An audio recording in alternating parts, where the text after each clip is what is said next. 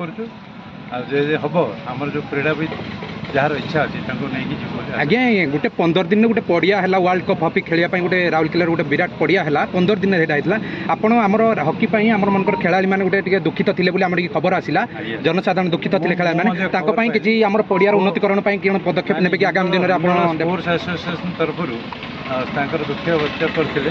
ମୁଁ ସେଇଥିପାଇଁ ଆଜି ମାନ୍ୟବର ବିଧାୟିକା ମହୋଦୟଙ୍କୁ ମଧ୍ୟ ଅନୁରୋଧ କରିଛି ଆଗାମୀ ଦିନରେ ଆମର ଏଠିକାର କ୍ରୀଡ଼ାବିତ ଆଉ କ୍ରୀଡ଼ା ପାଇଁ ଯେଉଁ ଅଛି ଖେଳ ପଡ଼ିଆ ଏବଂ ସରକାରଙ୍କ ମଧ୍ୟ ଆଉ ଗୋଟେ ଖେଳ ପଡ଼ିଆ ପାଇଁ ଯେଉଁଟା ମଞ୍ଜୁର ହେଇଛି ତାକୁ ମଧ୍ୟ ଆମେ କରିକି କରିବା ପାଇଁ ଚେଷ୍ଟା କରୁ।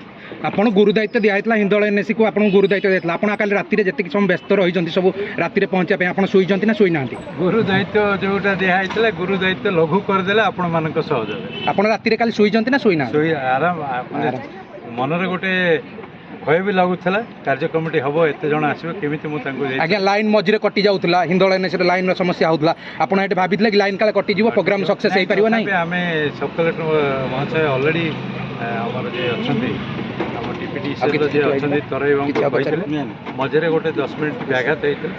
ଏସବୁ ଯାନ୍ତ୍ରିକ ତ୍ରୁଟି ହୁଏ ଆମେ ଭୁଲକୁ ନ ବଛେଇ ଆମେ ଯଦି ଦେଖିବା ଆଗାମୀ ଦିନରେ କାର୍ଯ୍ୟକ୍ରମ ଆପଣମାନେ ହିଁ ଆମର ଯେଉଁ ଅତିଥିମାନେ ଥିଲେ ଏଇ ରାଗିର ଉତ୍ସବରେ ଆପଣଙ୍କ ଉପରେ ଖୁସି ଅଛନ୍ତି ନା ନାହିଁ ଆପଣ ସେଇଟା ଆପଣମାନେ ହିଁ କହିପାରିବେ। ଆମେ ଚେଷ୍ଟା କରୁଛୁ ଯେମିତି କରିବା ପାଇଁ।